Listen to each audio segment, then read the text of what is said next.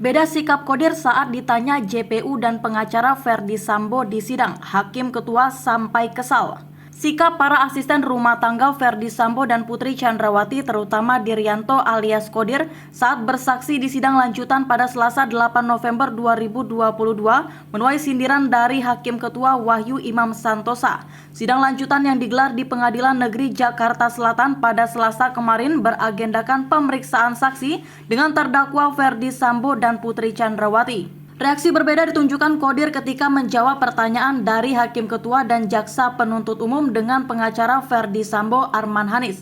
Sikap Kodir itu pun membuat Hakim Ketua Wahyu Imam Santosa terheran-heran bahkan memberi sindiran.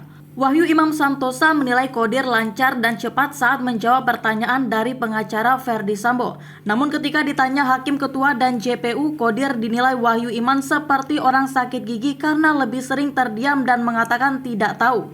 Saksi-saksi ini lancar banget malam ini jawabannya. Tadi waktu ditanya saya sama ditanya jaksa penuntut umum kayak sakit gigi semua, terutama si Kodir ini. Lancar banget kamu jawabannya, Dir. Besok kita masih ketemu loh, Dir. Lancar kayak gini nggak, Dir? Sindir Wahyu Imam dalam sidang di Pengadilan Negeri Jakarta Selatan pada Selasa dikutip dari tayangan Kompas TV.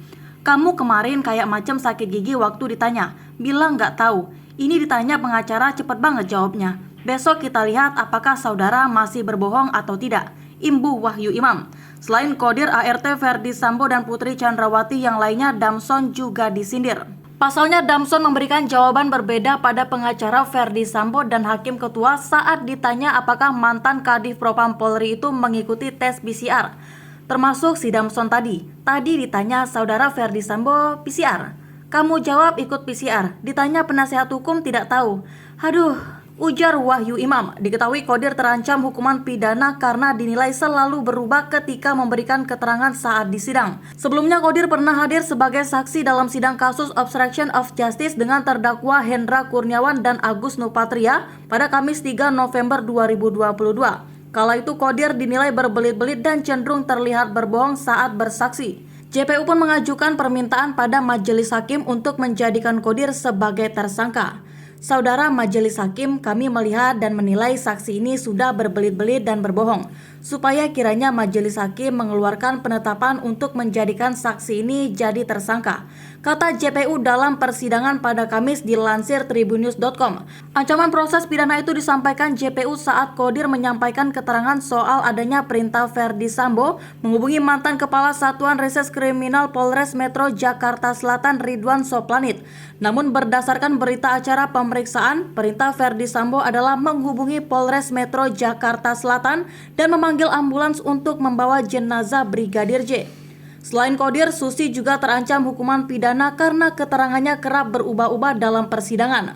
Kodir diminta bersihkan darah Brigadir J. ART Verdi Sambo Diryanto alias Kodir mengaku ketakutan saat diminta membersihkan darah Brigadir J. Akan tetapi dia tak berani menolak perintah tersebut. Kesaksian itu diungkap Kodir saat menjadi saksi di persidangan atas terdakwa Verdi Sambo dan Kuat Ma'ruf di Pengadilan Negeri Jakarta Selatan pada Selasa 8 November 2022.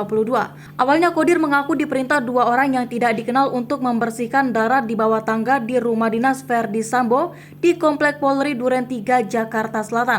Namun, kata dia saat itu dirinya tak mengetahui peristiwa yang telah terjadi di tempat tersebut.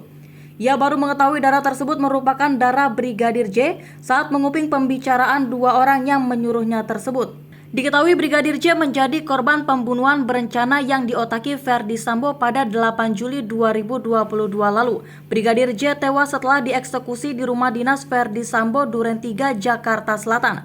Dalam perkara ini Verdi Sambo, Putri Chandrawati, Bribka Riki Rizal, Baradae serta Kuat Ma'ruf didakwa melakukan pembunuhan berencana. Kelima terdakwa didakwa melanggar pasal 340 subsider, pasal 338 KUHP, junto pasal 55 ayat 1 ke 1 KUHP dengan ancaman maksimal hukuman mati.